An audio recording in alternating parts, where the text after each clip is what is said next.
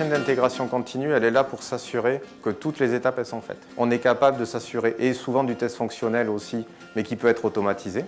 On est capable de livrer l'application le plus vite possible. S'il y a trop d'environnement, on commence à perdre un peu en efficacité. Aller vite, ce n'est pas court-circuiter. Donc ça, c'est un des gros enjeux du DevOps et il est vraiment mis en avant. Cet enjeu culturel, il est super important.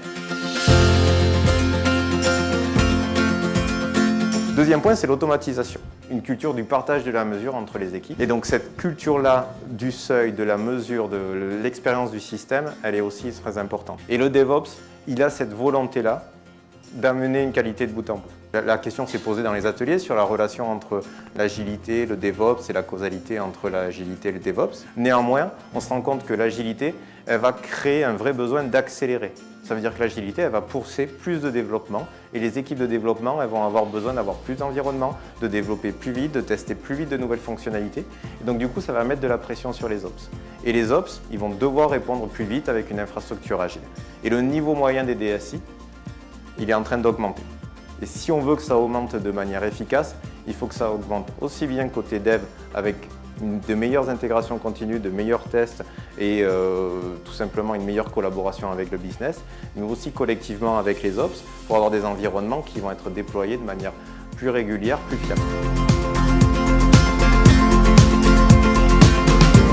Une organisation agile et pourquoi il faut devenir agile aujourd'hui. L'agilité, c'est un peu stressant. Souvent, vous devez sans doute l'entendre à plusieurs reprises, il faut devenir agile.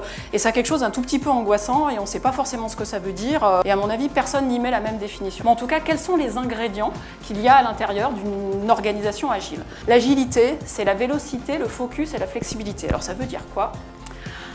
Quand on parle de vélocité, c'est la capacité, alors pas simplement d'aller vite, mais d'accélérer. C'est-à-dire qu'une organisation qui est agile, elle est capable d'accélérer, d'aller vite parfois, parfois non, parce que ça n'a pas forcément du sens, mais en tout cas, elle est capable de faire ça. Le deuxième, j'ai souligné un petit mot, c'est le focus collectif. Et donc c'est la capacité à se dire, mes priorités, c'est celle-ci, et d'être capable de mettre le focus, l'énergie au bon endroit. Et le dernier point qui est complètement lié avec le point 2, c'est la flexibilité dans l'allocation des ressources.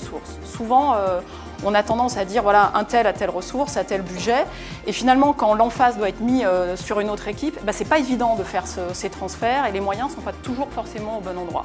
Pourquoi est-ce qu'il faut être agile? S'il y a deux paramètres que je pourrais retenir, enfin, en tout cas qui nous marquent en termes de turbulence, on l'a déjà dit, c'est l'accélération.